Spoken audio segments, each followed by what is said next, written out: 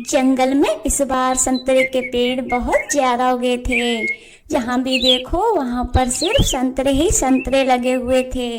जंगल के सारे पक्षी संतरे खाकर पक गए थे। कालू, अब मैं ये संतरे नहीं खाऊंगी। अगर तुम्हें इस घर में रहना है तो कहीं से भी मेरे लिए दूसरा फल लेकर आना ही होगा। गोरी, आप ये कैसी बातें करती हो? आप तो अच्छे से जानती हो कि पूरे जंगल में बस संतरे के पेड़ ही लगे हैं, तो मैं आपके लिए दूसरा फल कहाँ से लाऊं? कहाँ से क्या मतलब है? सुंदरवन के जंगल जाओ और वहाँ से मेरे लिए मीठे मीठे आम लाओ। गोरी, जरा सोच समझ कर बोलो। सुंदरवन क्या मेरी जेब में रखा है जो मैं तुम्हें आम ला कर दे दूं? पूरे 2 दिन लगते हैं आने जाने में, तो चले जाओ। मैं 2 दिनों में मर थोड़ी ना जाऊंगी। मैं 2 दिनों तक ये संतरे ही खा लूंगी। गोरी, आप ये कैसी बातें करती हो? 2 दिनों में तो मेरी हालत खराब हो जाएगी। आप देख नहीं रही, ये जून की गर्मी है। जून की गर्मी हो या सर्दी की गर्मी, अब तो घर में तुम तभी आओगे जब मेरे लिए आम लाओगे। ऐसे कहकर गौरी कभी तपती दोपहर में कालू को घर से बाहर कर देती है। कालू कौवा खूब दरवाजा बजाता है, लेकिन गौरी कभी दरवाजा नहीं खोलती। ये गौरी की बच्ची दरवाजा नहीं खोलेगी। मुझे कितनी धूप लग रही है, अब मैं क्या करूं? ऐसे सोचकर कालू कौवा टूनी चिड़िया के घर चला जाता है। कालू भैया, आप इस समय यहाँ सब ठीक तो है? टूनी चिड़िया, कुछ भी ठीक नहीं है। गौरी ने मुझे घर से निकाल दिया है और आपने कोई न कोई शैतानी की होगी, वरना इस भयंकर गर्मी में गौरी बहन ऐसा कभी नहीं करती। कुछ नहीं किया, इस बार सारी गलती गौरी की है। ये कहकर कालू कौवा रोते हुए चिड़िया को गौरी की सारी बातें बता देता है। हाँ कालू भैया, आप ठीक कहते हो, इस बार तो सारी गलती गौरी बहन की है। टूनी चिड़िया, इस समस्या का कोई समाधान निकालो। मैं इस भयंकर गर्मी में घर से बाहर नहीं रह सकता। कालू भैया, आप इस जंगल के सबसे जिद्दी पक्षी हो, अपने आगे किसी की नहीं सुनते। फिर गौरी बहन मेरी बात कैसे सुनेगी? उल्टा मुझे ही धमका देगी। टूनी चिड़िया की ऐसी बातें सुनकर कालू कौवा बहुत दुखी होता है और कबूतर के घर चला जाता है। कहो कालू यार, इस भयंकर गर्मी में यहाँ आना कैसे हुआ? मैं तुम्हारी क्या मदद कर सकता हूँ? कालू रोते हुए कबूतर को सारी बातें बता देता है।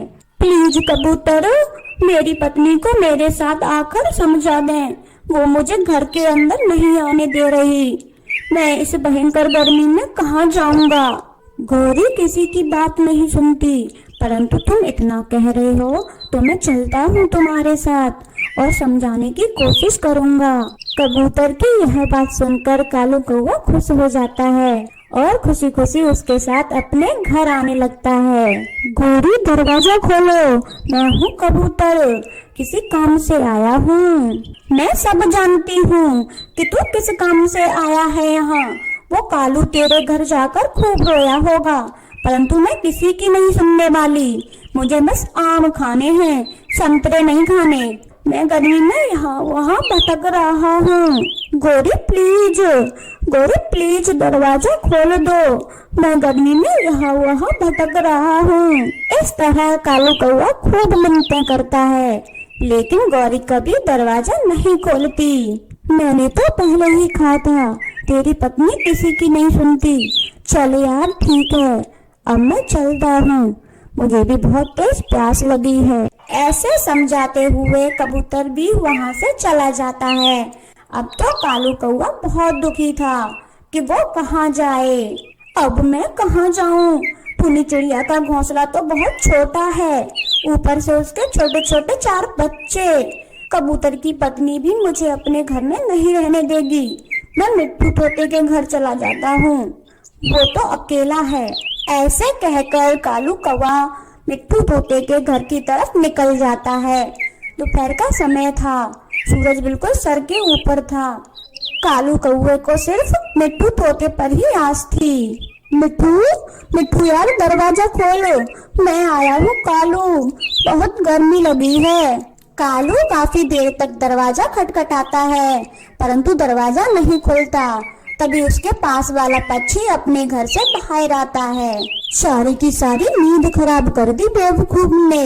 पागलों की तरह कब से दरवाजा पीट रहा है, दिखाई नहीं देता घर में ताला लगा हुआ है।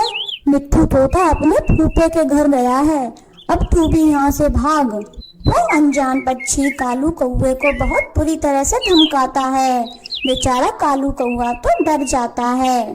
चील भैया, अगर आप मुझे थोड़ा सा पानी दे दें तो आपकी बड़ी कृपा होगी, मेरा गला सूख गया है।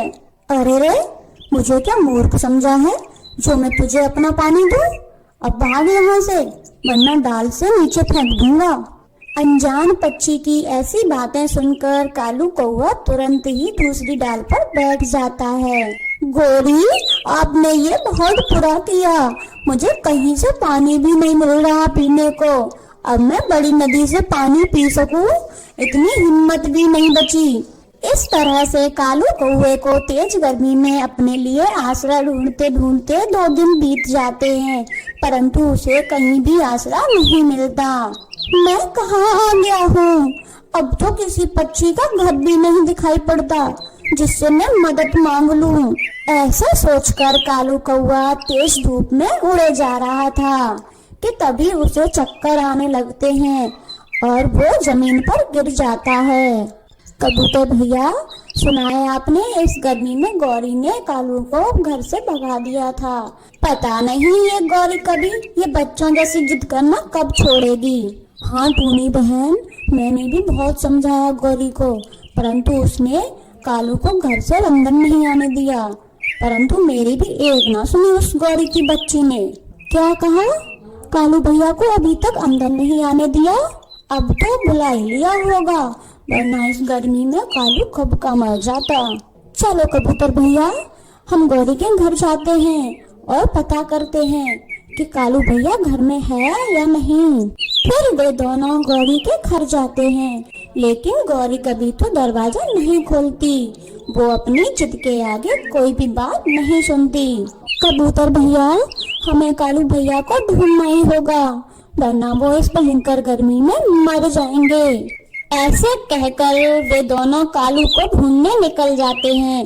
वो सारा जंगल छान मारते हैं, तब जाकर उन्हें कालू कौवा जमीन पर पड़ा मिल जाता है। कालू भैया आंखें खोलो, आपको क्या हुआ है? मैं कालू के लिए पानी लेकर आती हूँ, आप तब तक इन्हें किसी छाया में ले जाओ। टूनी, अब पानी का कोई फायदा नहीं होगा क्योंकि कालू मर चुका है। और दोनों को कालू की मौत का बहुत दुख होता है। वो कहीं ना कहीं खुद को भी उसकी मौत का जिम्मेदार समझ रहे थे। अगर मैं उस दिन कालू कौवे को अकेला छोड़कर नहीं जाता तो वो हम सबके बीच जिंदा होता। आप ठीक कहते हो, अगर मैंने भी गौरी को समझाया होता तो ऐसा कभी नहीं होता। हमें माफ कर देना कालू भैया। तो प्यारे दोस्तों, हमें इस कहानी से ये सीख मिलती है कि हमें ऐसी जिद नहीं करनी चाहिए जिससे दूसरों को परेशानी झेलनी पड़े। और हमारी कहानी देखने वाले प्यारे दोस्तों, इस तेज गर्मी में पक्षियों के लिए पानी जरूर रख दें क्योंकि उन्हें बहुत तकलीफ होती है इस तेज गर्मी में पानी खोजते हुए।